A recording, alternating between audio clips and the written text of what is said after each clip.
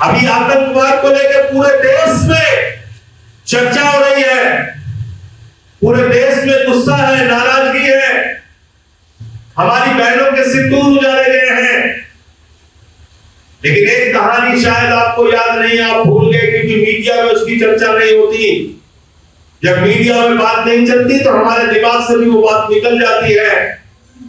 अडानी के पोर्ट से, मुंद्रा पोर्ट से गुजरात में ड्रग्स पकड़ी गई थी, अफगानिस्तान से आने वाली ड्रग्स पकड़ी गई थी, और वो ड्रग्स का पैसा आतंकवाद के काम में लगाया जाता था। और उसके रुपए की जो कीमत थी ड्रग्स की, वो थी 20,000 करोड़ रुपए।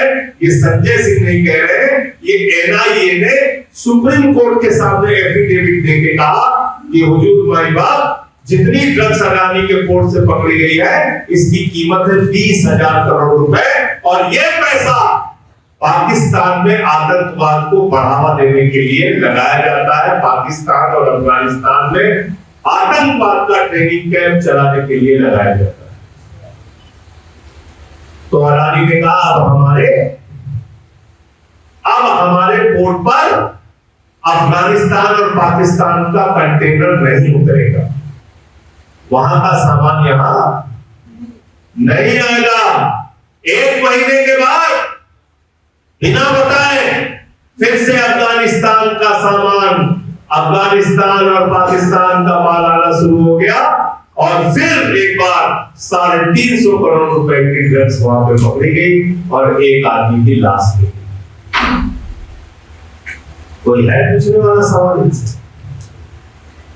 चिल्लाकर कहते हैं, क्या कहते हैं भाजपा, क्या कहते हैं भाजपा के लोग? बांग्लादेशियों को भगाना है, बांग्लादेशियों को भगाना है, बांग्लादेशियों को भगाना है। मैंने कहा भैया 11 साल से यहाँ पे ओबामा की सरकार चल रही है, बाइडेन की सरकार चल रही है। सीमा की सुरक्षा किसके जिम्मे है? मोदी के जिम्मे है। बांग्लादेश की सीमा किससे लगती है? बंगाल से, आसाम से, त्रिपुरा से। तो मैंने पूछा, बंगाल से, आसाम से, त्रिपुरा से, झारखंड से, बिहार से, यूपी से पार करके कोई बांग्लादेशी दिल्ली कैसे पहुंच गया? जब दिल्ली पहुंच गया तो 11 साल से तुम झक मार रहे हो, 11 नाम तो बताओ।